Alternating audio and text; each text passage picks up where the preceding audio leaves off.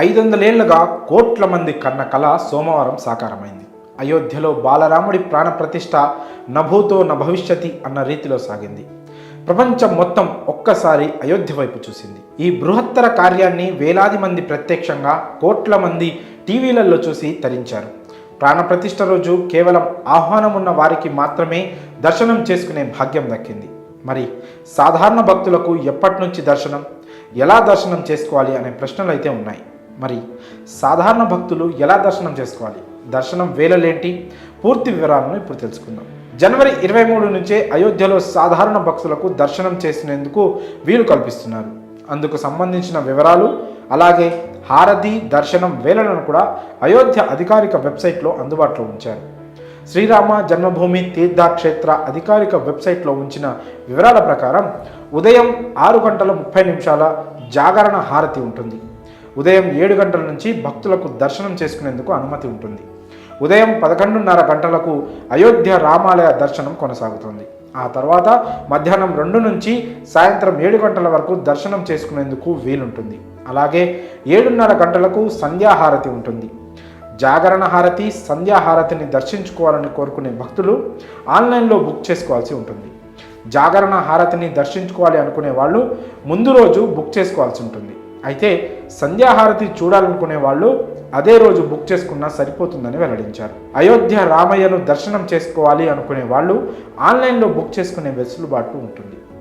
మీరు ఏ రోజు దర్శనం చేసుకోవాలి అనుకుంటున్నారో ఆ రోజుకు స్లాట్ బుక్ చేసుకోవాలి.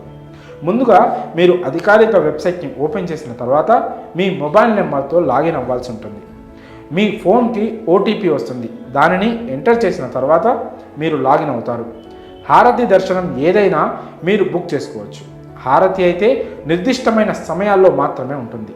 అలాగే దర్శనానికి సంబంధించి ట్రస్ట్ చెప్పిన సమయాల్లో మీకు నచ్చినప్పుడు స్లాట్ బుక్ చేసుకోవచ్చు. అలాగే బుక్ చేసే వ్యక్తి గుర్తింపు కార్డును ఇవ్వాల్సి ఉంటుంది. మీతో పాటు ఎంతమంది దర్శనానికి వస్తున్నారు అనే విషయాన్ని కూడా వెల్లడించాలి. అలాగే మీరు దర్శనానికి వెళ్ళే సమయంలో ఇలాంటి తప్పులు మాత్రం అస్సలు చేయకండి. అవేంటంటే సాంప్రదాయ దుస్తుల్లోనే మీరు దర్శనానికి వెళ్ళండి. వెస్ట్రన్ స్టైల్ దుస్తులు, అభ్యంతరకరమైన రీతిలో ఉండే డ్రెస్సింగ్ స్టైల్లో వెళ్ళే వారికి అయోధ్య రామ మందిరంలో ప్రవేశాన్ని నిలిపివేస్తారు. అలాగే దర్శనానికి వెళ్ళే వాళ్ళు తప్పనిసరిగా వారితో పాటు గుర్తింపు కార్డును తీసుకెళ్లాల్సి ఉంటుంది. ధృవీకరణ పత్రం లేని వారికి దర్శనానికి అనుమతి ఇవ్వరు. కాబట్టి ఈ తప్పులు మాత్రం చేయకండి. ఇక అయోధ్యను చేరుకోవడానికి దేశంలోని అన్ని ప్రధాన నగరాల నుంచి రోడ్డు, రైలు, విమాన సర్వీసులు అందుబాటులో ఉన్నాయి. ఇప్పటికే పలు నగరాల నుంచి అయోధ్యకు ప్రత్యేక రైళ్లు కూడా నడుస్తున్నాయి. ఢిల్లీ, లక్నో, కోల్కతా, వారణాసి నుంచి అయోధ్యకు స్పెషల్ ట్రైన్స్ అందుబాటులో ఉన్నాయి. అంతేకాకుండా అయోధ్యలో మహర్షి వాల్మీకి విమానాశ్రయం కూడా ఇటీవలే అందుబాటులోకి వచ్చింది. అయోధ్యకు చేరుకున్న తర్వాత అక్కడి నుంచి రామాలయానికి చేరుకోవడానికి ప్రైవేట్ వాహనాలు సైతం అందుబాటులో ఉంటాయి. అంతేకాకుండా మీరు ఒకే రోజు అయోధ్య రామయ్యను, కాశీ విశ్వనాథుని దర్శనం చేసుకునేలా ఏర్పాట్లు జరుగుతున్నాయి.